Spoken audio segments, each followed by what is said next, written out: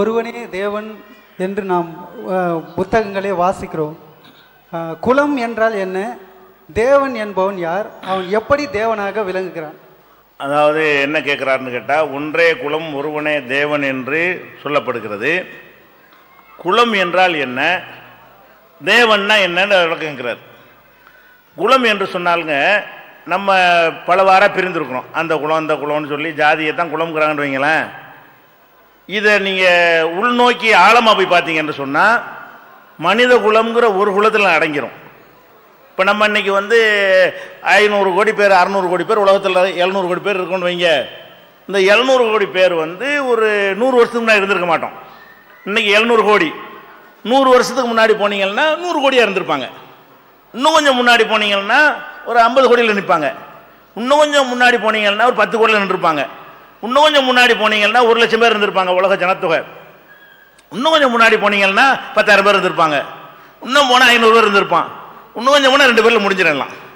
இந்த உலக மக்கள் அத்தனை பேரையுமே நீங்கள் இப்படி காலத்தை கடந்து முன்னாடி போய்கொண்டே இருந்தீர்களே, ஆனால் அந்த 2 பேர்ல இருந்தால் அப்படி பெருகி பெருகி இவ்வளவு பேராக இருக்கிறோம். அனைவருமே மனித குலம். ஒன்றே குலம் என்று என்ன அர்த்தம்னா, நம்ம எல்லாரும் மனிதர்கள். ஒரு மனிதனுக்கு பிறந்திருக்கிறோம்.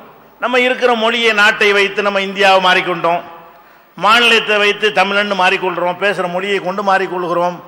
அல்லது நம்ம குடும்பத்தில் யாராவது ஒரு முக்கியமான ஒரு வீரரோ ஒரு தியாகியோ இருந்தார்னு வைங்க, அவர் பேரை வைத்துக்கொண்டு அவர் வழித்தோன்றல் சொல்லு பெருமைப்பட்டு நம்ம ஜாதி ஆகி கொண்டோம். நம்மள ஒரு பெரிய வீரர் இருந்தான்னு வைங்க, நம்ம அவருடைய ஆட்கள்னு சொன்ன ஒரு பெருமை தானே அப்படின்னு சொல்லிட்டு நம்ம அதை ஒரு பாரம்பரியமாக நம்மளா உண்டாக்கி கொண்டோம். இதுகளெல்லாம் நம்மளா உண்டாக்கி கொண்டது தானே தவிர, ஒன்றே குலம் என்பது மனிதன் பூரா ஒரு மனித குலம் தான். ஒன்றே குலம் தான் மனிதன் என்ற ஒரு குலம் தானே தவிர, நம்ம ஆடு மாடுன்னு வித்தியாசம் இருக்குது. அது மாதிரி நமக்குள்ள வித்தியாசம் இருக்கா? ஆடு தனியனும் மாடு தனியனும், அது ஒரு குலம் இது ஒரு குலம் சொல்லலாம். மனுஷன்ல நீங்க என்னத்தை நீங்க மனுஷனுக்கு அப்பாற்பட்டு என்ன போயிட்டீங்க? நான் முஸ்லீமா இருக்கிறேன், நீங்க இந்துவா இருந்துருப்போங்க, மனுஷன் இல்லாமல் போயிட்டோம் 2 பேரும். மனிதன்ல உள்ள உங்க வழிபாட்டு முறை வேற, எங்க வழிபாட்டு முறை அவ்வளவுதானே. நீங்க இந்துக்களா இருக்கு நீங்க நினைச்சீங்கன்னு இஸ்லாத்தை ஏற்றுக்கொண்டா ஒரு நிமிஷத்தில் முஸ்லீம் ஆயிடுறீங்க. முஸ்லீமா இருக்கிற ஒருத்தன் இந்து மதம் தான் பிடிச்சிருக்கு அங்கிட்டு போயிட்டான், இந்துவாகி போயிடுறான். இது மாற்றி ஒரு செகண்ட்ல மாறக்கூடிய விஷயம் தானே. அப்ப நீங்களா உண்டாகி கொண்ட விஷயம் தானே தவிர, நம்ம எல்லாருமே மனித குலம் என்பதற்காகத்தான் அந்த ஒரு சித்தாந்தத்தை அந்த காலத்தில் சித்தர்கள்லாம் சொல்லி இருக்கிறாங்க. இஸ்லாத்தினுடைய கொள்கை ஒன்றே குலம் என்பதுதான். குர்ஆன்ல தெளிவா இருக்கு, மனிதர்களே உங்கள் அத்தனை பேரையும் ஒரு ஆண் ஒரு பெண்ணிலிருந்து படைத்தோம். உங்க அத்தனை பேரையும் நாம் படைத்தது ஒரு ஜோடியிலிருந்து தான். இந்த குலம் கோத்திரம் நீங்களா உண்டாக்கி கொண்டதெல்லாம் வித்தியாசப்படுத்தி அறிந்து கொள்வதற்கு என்ன செய்யலாம்?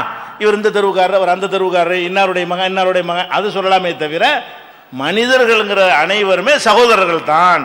இந்த வகையில் சொல்றாங்க ஒன்றே குலம். ஒருவனே தேவன் என்று சொன்னால் அது எப்படி அறிவதுன்னு கேட்குறாங்க. சிந்தித்து அறிவது தான். ஒருவனே தேவன் என்று சொன்னால், இந்த மைக் இருக்கிறது, இது தானால உண்டாயிருச்சு நம்ம ஏற்றுக்குறோமா? இந்த மைக்கு இரும்பு தன்னால் இதாகி தூள் தூளாகி மர கெட்டியாகி இந்த பொருளை உண்டாகி வயர் அப்படின்னு சொன்னால் இருக்குன்றுவோம். இந்த ஒரு பொருள் இருக்குன்னு சொன்னால் இதை ஒருத்தன் செஞ்சு இருக்கணும். இந்த போடியம் முன்னாடி இருக்கிறன்னு சொன்னால் மரம் தன்னால் கீழே விழுந்து பீஸ் பீஸாக அறுத்து அதுவாக ஜாயிண்ட் ஆகி அதுவாக ஒட்டி அதுவாக பெயிண்ட் அடித்து கொண்டதுன்னு சொன்னால் நம்ம ஏற்றுக்கிற மாட்டோம். இது என்ன செய்வோம்? இது இப்படி நம்ம முன்னாடி ஒன்று இப்படி இருக்குமையானால் இதை ஒருத்தன் செஞ்சிருப்பான். விவரமான ஆள் பொருளை பார்த்து இட போடுவோம். கண்ணா பின்னாண்டு செஞ்சிருந்தா விவரம் கட்ட ஒரு தச்சர் செஞ்சிருப்பாருமோ, நல்ல அழகா செஞ்சிருந்தான்னு சொன்னால் விவரமான ஒருத்தன் தான், ஒரு தொழில்நுட்ப உள்ளவன் தான் செஞ்சிருக்கிறான் அப்படின்னு கண்டுபிடிக்கிறோம். அந்த அடிப்படையில் இதையெல்லாம் கண்டுபிடிக்க நீங்க பார்க்கல. இது செஞ்சவனை நீங்க பார்த்தீங்களா? இந்த போடியத்தை செஞ்சவனை நீங்க பார்த்தீங்களா? பேர் தெரியுமா? தெரியாது. ஆனா ஒருத்தன் செய்யலன்னு உங்களுக்கு சொல்ல முடியுமா? உங்களுக்கு பேர் தெரியாட்டாலும் ஆளை நீங்க பார்க்காட்டாலும் இதை ஒருத்தன் செஞ்சானா இல்லையா? அதான் கேள்வி. நான் பார்க்காட்டி என்ன, இந்த பொருள் எனக்கு சொல்லுதே, இந்த பொருள் என்ன சொல்லுது?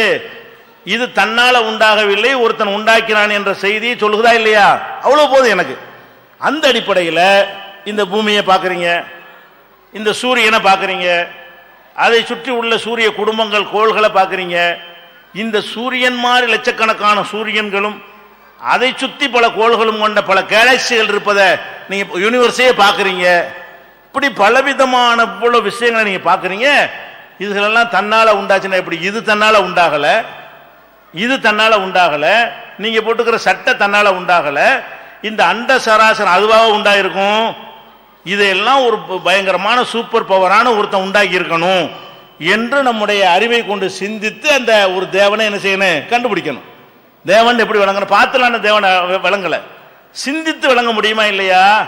இன்னும் சொல்ல போனா இந்த உலகத்தின் இயக்கத்தை பாருங்க, தன்னால உண்டான மாதிரி இருக்குதா, ஒருத்தன் இருந்து இயக்குற மாதிரி இருக்கிறதா?